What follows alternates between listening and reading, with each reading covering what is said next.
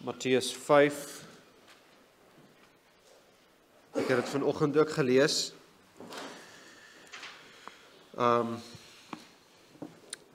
Vers 33 tot 37. Dis waar ons gaan stil staan.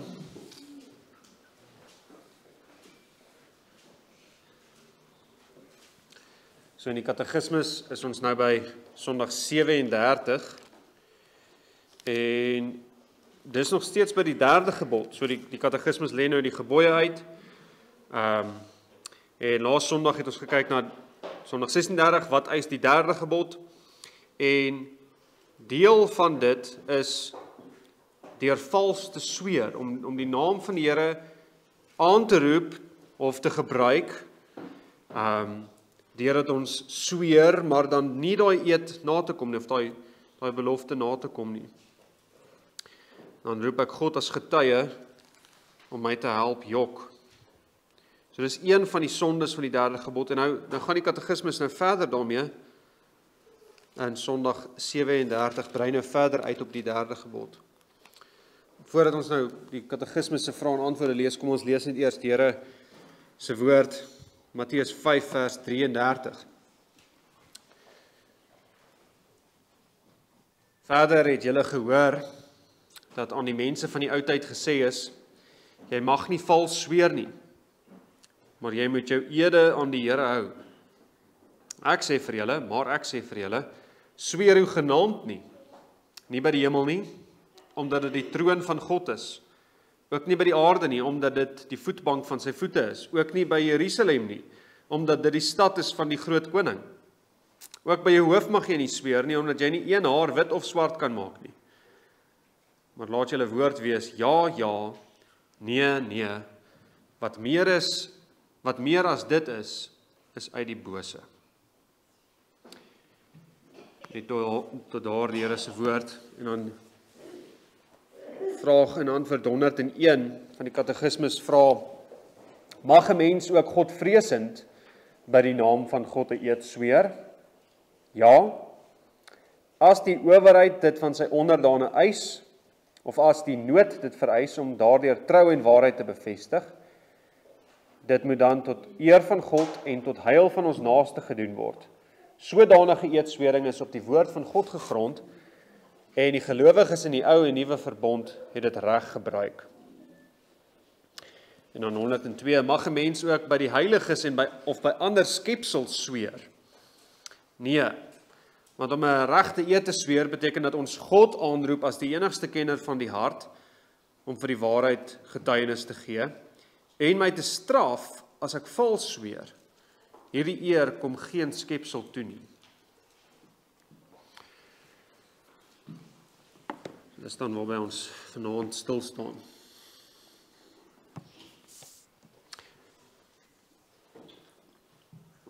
So dit lyk nogal of die katekismes en Jesus se woorde nie heeltemal hier ooreenstem nie. Jesus sê, ons moet glad nie sweer nie, en die katekismes sê ons mag. So wat gaan nou hier aan? Hoe moet ons dink oor eedswering? Nou, hier is nie net 'n belangrike vraag, omdat Jesus se woorde baie keer verkeerd opgeneem word, wat hy hier sê in Matteus 5 nie. Maar ook omdat eedswering iets is wat ons almal doen. Katekismes opstellers het hierdie so belangrik geag, dat hulle 'n hele Sondagsafdeling hier aan wy. Al die gebooie het een Sondag, maar die derde gebod het 2. Hierdie eedswering is nogal 'n belangrike ding. Nou, iemand kan ook sê, ja, maar dis omdat eedswering in Ursinus hulle se tyd 'n baie aktuele saak was, met valse ede aan skepsels en heiliges, soos daai 102 vraag 102, of dalk ede oor, soos die monnike wat sê, ek gaan nooit trou nie. Dit was regtig 'n aktuele saak, dit is so, maar met al die aktuele sake wat daar was in Ursinus hulle se tyd, was hierdie so belangrik, want die vorige Sondag sê, daar is geen groter sonde of een wat God meer vertoren as die lastering van sy naam, deur onder andere vals te sweer nie.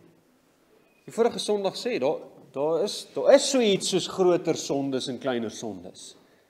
Die derde gebod, die oortreding van die derde gebod, die lastering van die Here se naam deur vals te sweer, is regtig 'n groot sonde. En daarom het hulle dit nodig geag dat ons belydenis hier by stil staan, dat ons weer hier 500 jaar daarna nog steeds hier by stil staan. Ons moet hierdie verstaan uit die skrif uit.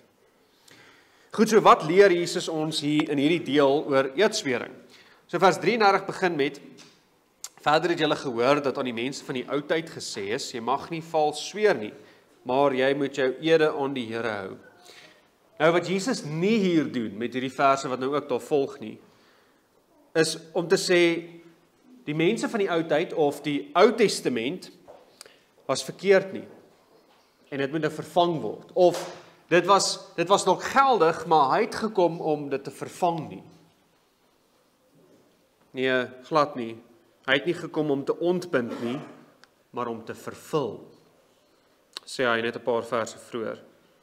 Jesus sê wat die wet sê oor eedswering. Hy som wat die wet sê oor eedswering. Hy som dit op. Jy mag nie vals sweer nie, maar jy moet jou ede aan die Here hou. Dis 'n opsomming van byvoorbeeld Levitikus 19 vers 12 wat sê: En jy mag nie vals sweer by my naam en so die naam van jou God ontheilig nie, ek is die Here. Of Numeri 30 vers 2, as iemand aan die Here 'n gelofte doen of 'n eed sweer, word hy homself verbind om hom van iets te onthou, moet hy sy woord nie breek nie, hy moet handel volgens alles wat uit sy mond uitgaan. En Deuteronomium 23 vers 21, as jy aan die Here jou God 'n gelofte doen, moet jy nie versuim om dit te betaal nie, want die Here jou God sal dit sekerlik van jou eis, en dit sal sonde in jou word. Met ander woorde, dis daai woorde van die derde gebod, jy sal nie ongestraf bly nie, want jy die Here se naam gebruik om 'n belofte te maak. Maar die klem in daai verse is, wat Jesus nou opsom, moenie vals sweer nie. As jy 'n gelofte maak of 'n eed sweer, moet jy die waarheid praat, dit van harte maak, dat die besluit daadwerklik deurvoer, die belofte regtig gaan doen. En 'n eed, soos die katekismes dan ook sê, is 'n belofte voor God wat jou hart ken, waar jy hom as getuie roep, dat jy waarlik van harte die waarheid praat, of besluit, of beloof. As ek sweer, moet dit dus altyd in die hoogste agting wees van wie God is, hy is die kenner van my hart. So, dit wat ek nou sê, die Here weet, en ek praat nou die waarheid. En dis die prentjie wat die skrif ons gee ook oor die Here se ede, die Here se sweer by homself. Hy kan nie by hoor wese sweer nie, hy is God self, so hy sweer by homself. En die doel daarvan is om te sê, dis regtig waar. Dis die doel van eedswering, is om te sê, hierdie is waar. Psalm 132 vers 11 sê byvoorbeeld, die Here het aan Dawid gesweer, in waarheid, hy sal daarvan nie terugkom nie. Hy sweer by homself om waarheid te bevestig. Die klem is by al die wetgewing oor sweer, oor dit mag nie vals wees nie, dit moet waar wees, want dis die doel van eedswering, waar teenoor vals. Maar nou daar 'n ander klem gekom, soos ons kan sien in die res van Jesus se woorde, by die mense van die ou tyd, wat dan nou oorgelewer is, uiteindelik aan die fariseërs en die skrifgeleerdes. En die klem is dit, dat jy nie by die naam van die Here mag vals sweer nie. Jy mag nie vals sweer nie, jy mag nie by die naam van die Here vals sweer nie. So die fariseërs en hulle voorgangers het dus iets begin leer in die lyn van, jou eed aan die Here moet beslis gehou word, maar jou beloftes en ede, waar die naam van die Here nie genoem word nie, dis nie so belangrik nie. Dis op 'n ander vlak. So ons kan sweer en eed in verskillende kategorieë sit. Die hoogste een is as jy die naam van die Here gebruik. So waar is vir die Here leef, of ek sweer by die naam van die Here, of iets in daai lyn, dis die hoogste vlak. En dan hoe verder jy van die Here af weggaan, so dalk sy tempel is nog heilig, of die hemel is heilig, of Jerusalem is heilig. Hoe verder ek van die Here af weggaan, hoe minder belangrik word daai eed. Dit is dan nie so erg, so nodig om so erg daarop in te gaan om te kyk of iemand dit nou gehou het as hy nie die naam van die Here gebruik het nie. So in die daaglikse praat, alledaagse gesprekke, het mense iets gesê soos ek beloof by Jerusalem, of ek sweer by die hemel, of die aarde, of die tempel, of die altaar. En dis alles heilig, maar dis nie so heilig soos die Here self nie, en daarom is dit nie so ernstige saak nie. En daarby kan ek daarom seker wees, ek het dan nie die 3de gebod oortree nie. Ek het nie die naam van die Here gebruik en nie die sweer van my nie. Maar Jesus wys vir hulle die skynheiligheid daarvan uit. Hy sê vir hulle, enige eedswering is bindend voor die God wat jou hart ken. Net omdat jy nie die naam van die Here gebruik nie, beteken nie, hierdie eedswering is minder ernstig nie. Vers 34, maar ek sê vir julle, sweer u genaamd nie by die hemel nie, omdat dit die troon van God is. Daai, maar ek sê vir julle, is nie om te sê die Ou Testament, hy spreek die Ou Testament teen nie. Hy wys vir hulle, hy as die Messias, die wet, hy kan die wet reg interpreteer, dis letterlik, maar ek sê vir julle, ek die Christus, die koning, die wetgewer en die middelaar van die verbond sê vir julle, julle het die wet verdraai. Julle saam met julle voorgangers het die wet verkeerd verstaan. So julle dubbelhartig is en julle met valse lippe, soos Psalm 12 sê, moenie sweer nie. Want enige sweer is om voor God te sweer. As jy by die hemel sweer, sweer jy voor God, want die hemel is sy troon. Vers 35, ook nie by die aarde nie, omdat dit die voetbank van sy voete is. Ook nie by Jerusalem nie, omdat dit die stad is van die groot koning. Jy kan nie voor die aangesig van God vlug nie. As jy sweer, sweer jy voor die God van die leerskare. As jy dink jy is minder aanspreeklik vir jou woorde en jou hart, net omdat jy nie 'n sekere formule gebruik nie, jy het 'n baie lae beeld van God, van wie God is. En dan ook vers 36, ook by jou hoof mag jy nie sweer nie, omdat jy nie een haar wit of swart daar kan maak nie. Om by jou hoof te sweer is dalk iets soos, ek sweer by my eie lewe. By my hoof, as ek my hoof verloor, dan ek kan my hoof verloor as ek vals sweer. So ek sweer by my hoof. My kop kan afgekap word as ek hierdie vals nou sê. Maar ek is nie eens in beheer van my haarkleur nie. Hoekom dink ek kan by my eie lewe sweer? My eie lewe is nie die kenner van my hart nie. My eie hart is nie eens die kenner van my eie hart nie. Ek bepaal nie waarheid deur my lewe nie. God wat beheer het oor my haarkleur bepaal alle waarheid. Hy alleen is die kenner van my hart. So die katekismes vra, mag 'n mens ook by die heiliges of by ander skepsele 'n eed sweer? En die antwoord is nee. Want as ons 'n regte eed sweer, beteken dit dat ons God aanroep om as die enigste kenner van die hart vir die waarheid getuienis te gee en my te straf as ek vals sweer, 'n eer wat geen ander skepsel toekom nie. Om te sweer is om God te roep as getuie. Hy alleen kan getuig of jou hart waar is. En hy alleen kan jou straf as jy vals sweer. En daarom kan en mag geen ander skepsel hierdie eer kry nie. Eedswering sê, ek roep een wat meer weet as ek oor dit wat ek nou gaan sê. En is niemand anders as God nie.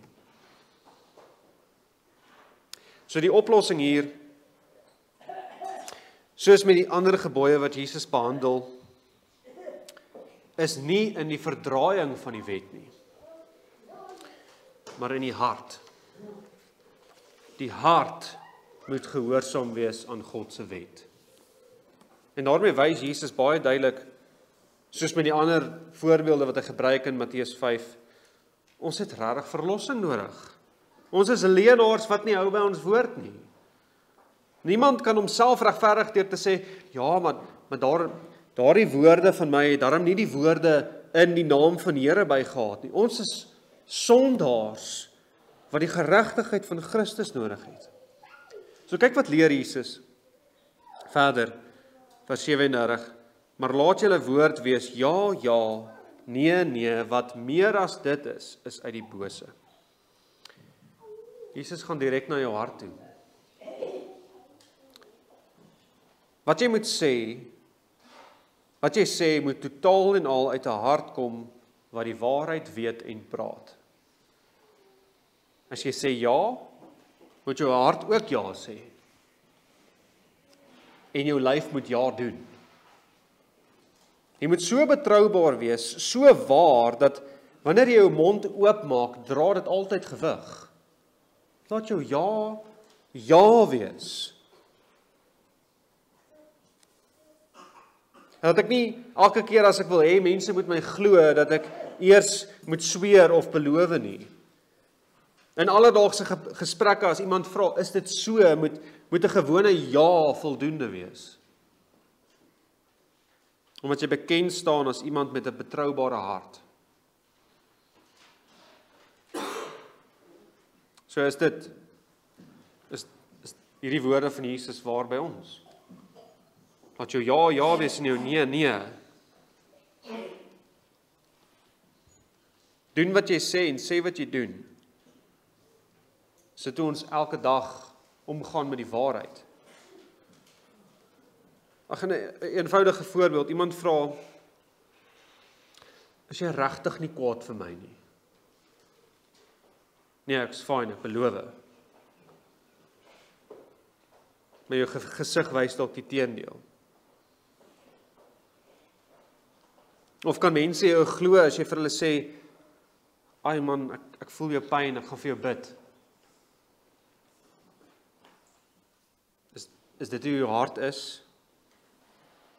Gaan jy regtig vir hom bid? Jesus druk sy vinger daar in waar ons verlossing nodig het, ons harte. Ons probleem is nie dit wat by ons monde noodwendig uitgaan nie, dit lê dieper as dit. Ons harte is vals. Ons is dubbelhartig met valse lippe, omdat ons dubbelhartig is. Ons het verlossing nodig. Wat meer is as dit, is uit die bose. En daarmee sê Jesus nie eedswering is in sigself uit die bose nie. Maar is die neiging van die fariseërs om ede en sweringe heen en weer te swaai, omdat jy eintlik weet jou reputasie is nie so goed nie, en nou het ek hierdie goed nodig, hierdie ede en eedsweringe nodig, om my woorde waar te maak.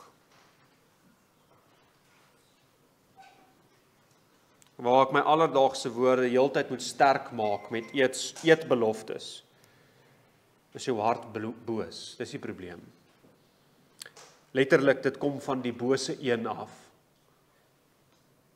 Dis duiwels, soos Johannes 8 vers 44 oor hom sê, oor die duiwel, die bose een. Daar is geen waarheid in hom nie. Wanneer hy leuen praat hy uit sy eie, hy is 'n leenaar en hy is die vader daarvan.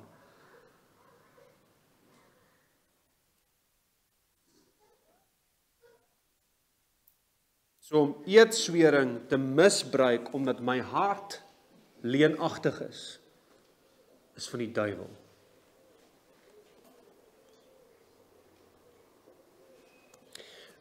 Net 'n kantnota hier, ek dink in Jesus se woorde hier kan ons 'n toepassing maak vir die wat hulle woorde ook heeltyd moet versterk met een of ander kragwoord. Dis nou nie 'n eedswering nie, maar Jesus sê laat jou ja wees en jou nee. Wat meer as dit is uit die bose. So hierdie ouens wat heeltyd agter elke tweede woord 'n lekker goeie byvoeglike naamwoord wil sit, glo eintlik hulle reputasie is, hulle is baie onbetroubaar. En hulle weet mense dink dit van hulle en daarom moet ek my woorde kragtig maak. Jy heeltyd 'n kragwoord te gebruik. Omdat ek 'n leenagtige en 'n dubbelhartige mens is.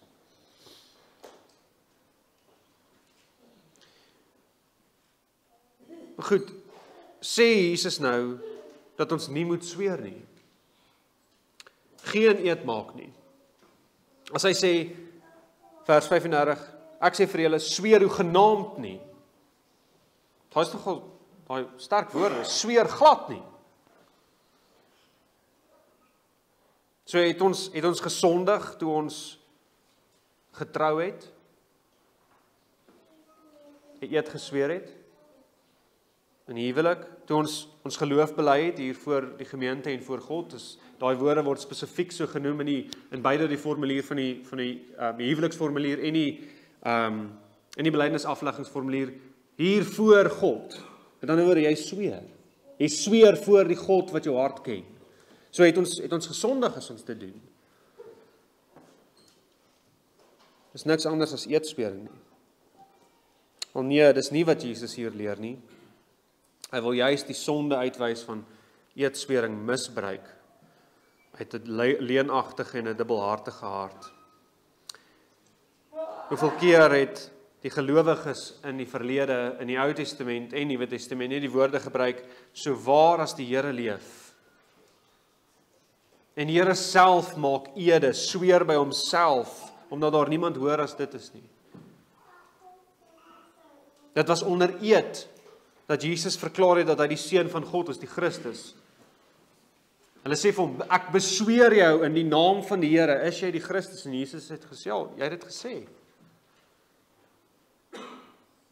Sy apostels doen dieselfde. Paulus roep God as getuie in 2 Korintiërs 1 vers 23 en daarmee sweer hy. En daarom sê die katekismus, mag ons ook God vreesend by die naam van God sweer? Ja. So dis nie wat Jesus hier leer nie, dat ons glad nie mag sweer nie.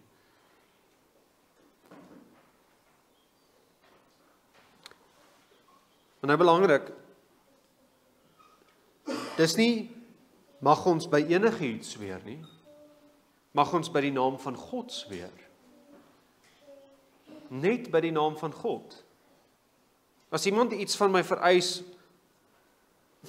om by een of ander vreemde God of 'n werklikheid te sweer wat God ontken, kan ek nie met 'n skoon gewete dit doen nie. Net God kan die eer ontvang vir die eedswering. Ons het nou aan vraag en antwoord 102 daarna gekyk. En binne in hierdie vereiste dat ons net by God se naam mag sweer, kan daar sommige gevalle wees waar ons wel en dalk moet sweer. Wel kan of dalk moet sweer. En dit is, katekismus sê, as die owerheid dit van sy onderdane eis, of anders die nood dit vereis. Ja, daai nood is nogal wyd. Ons gaan nou 'n bietjie daarop ingaan. Maar die owerheid kan van ons vereis om te sweer. En dit moet ook dan binne in die ander vereistes val, om waarheid en trou daardeur te bevestig, en dit moet tot God se eer en tot heil van ons naaste wees.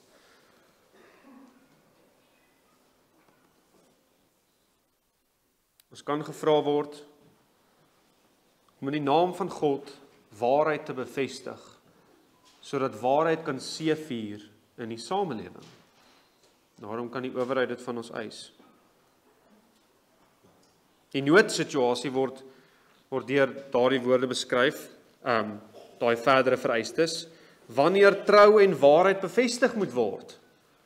En dit is dalk, die nood kan dalk regtig nood wees, waar iemand se lewe dalk gered kan word, deurdat ek nou die waarheid moet praat, en mense moet my glo, en daarom kan ek sweer. Maar ook wanneer jy in die publiek moet bevestig, dat jy die waarheid praat in 'n gewigtige saak. Dis noodsaaklik. Nou, daai tot God se eer en tot heil van ons naaste moet bietjie verder beskryf word. Hoe weet ons wat is dit? En die katekismus sê, sodanige eedswering is op die woord van God gegrond. Dis hoe ons weet wat is tot God se eer en tot heil van ons naaste. Dis op die woord van God gegrond. So, wat sê die woord oor eedswering? Alles word in die woord beskryf hoe ons die Here moet eer. Sy woord rus ons toe vir elke goeie werk. So ons, eerste ding dalk, ons kan nie sweer oor sake as ons nie weet wat God sê oor daai saak nie. Ons kan net sweer as ons 'n belofte voor hom sal maak om sy wet na te kom. Sy wet, sy woord sê vir ons wat is tot sy eer, en daarom mag 'n eedswering net in lyn wees met sy wet. Dit wat hy in sy woord sê. Jy moet seker wees dat dit wat jy beloof ook deur God beveel word, dat hy sê hierdie is 'n goeie werk. Romeine 14 vers 23 sê, maar as hy wat twyfel as hy eet is veroordeel, omdat dit wat nie uit die geloof is nie, alles wat nie uit die geloof is nie, is sonde. So as ek nie weet wat God sê oor hierdie saak nie, ek weet nie, is dit nou sonde of is dit 'n goeie werk, ek kan nie sweer om dit te doen nie. Sweer word nou gesny deur dit wat die Here in sy wet sê. Dit beteken ook dat jy nie iets kan beloof voor God wat in stryd is met jou roeping van God nie. Roeping in sekere rolle of stadiums in jou lewe. So ek kan nie iets beloof wat teen my roeping as pa is nie. Of teen my roeping op hierdie stadium in my lewe as predikant van hierdie gemeente nie. Ek kan nie beloof om alleen sendingswerk te gaan doen as ek getroud is nie. Ek kan nie beloof om vir die res van my lewe ongetroud te bly nie.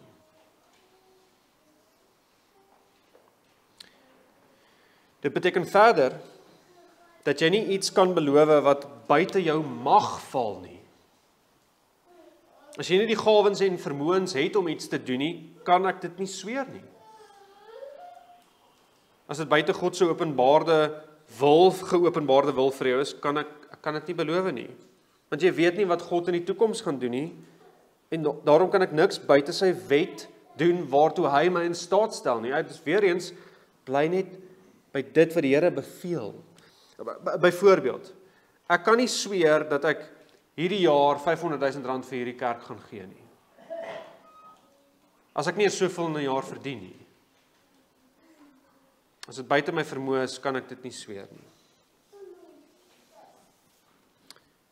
Die geloftes wat ons wel kan maak, die ede wat ons wel kan sweer voor die Here,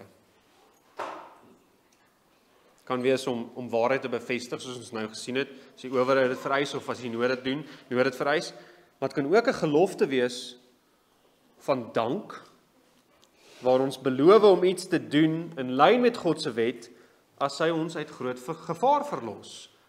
'n Gelofte van dank, en die gelowiges in die verlede het dit gedoen. Gegrond op sy woord kan ons dieselfde doen.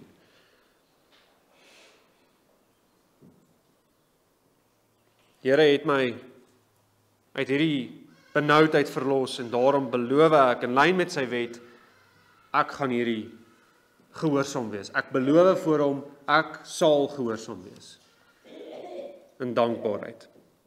Ons kan ook 'n gelofte maak om sonde te vermy.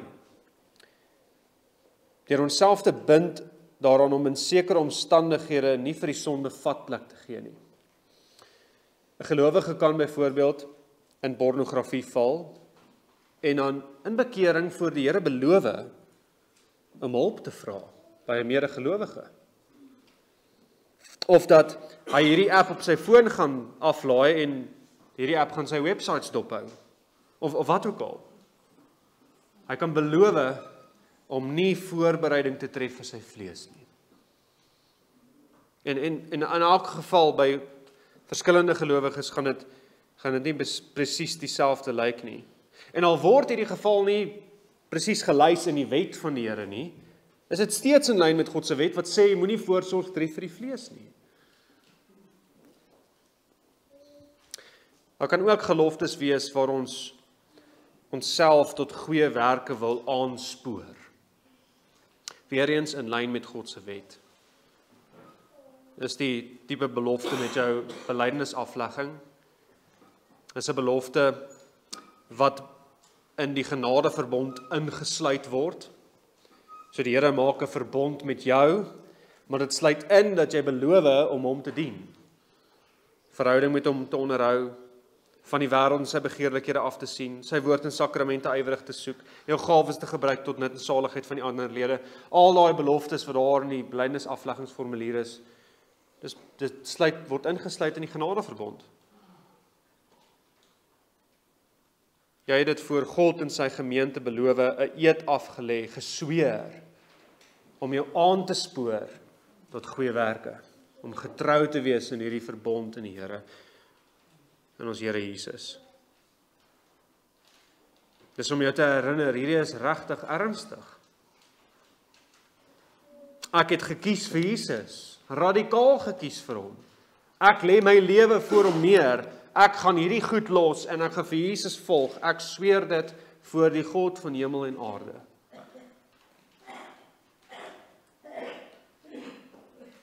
Here, jy het die Here aangeroep as getuie van jou hart, die een wat jou kan straf as jy ongehoorsaam is daaraan.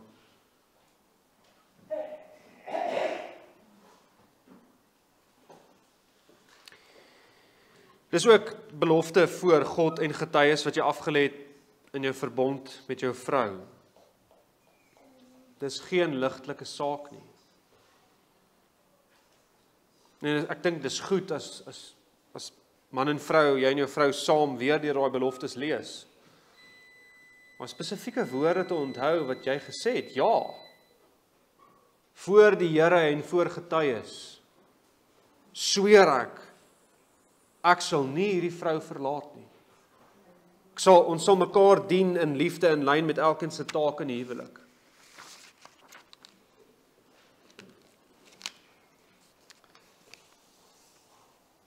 Met 'n kantnota nog. Die voortrekkers het met hulle gelofte aan al hierdie vereistes voldoen. Dit was en is 'n bindende en geldige gelofte deur 'n nasie se verteenwoordigers in die naam van die Here om gewoon net te doen wat die Here beveel in sy wet. Om kinders te vertel van die Here se dade, om kerk te wees waar die Here dit behaag, om die Here te dank vir sy goedheid oor ons. Dis alles in lyn met sy wet. Hy sê dit, dis deel van die onderhouding van hierdie genadeverbond. Binne hulle vermoë en nie strydig met hulle roeping nie.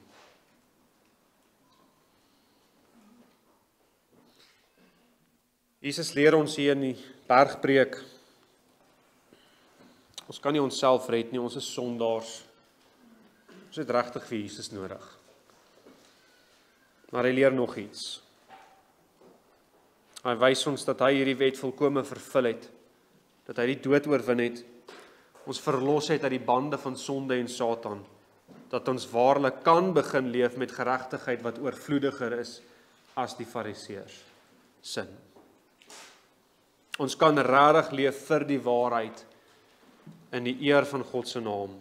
Ons kan kies vir die waarheid en dit godvreesend bevestig in die naam van die een wat ons harte ken. Kom ons sing.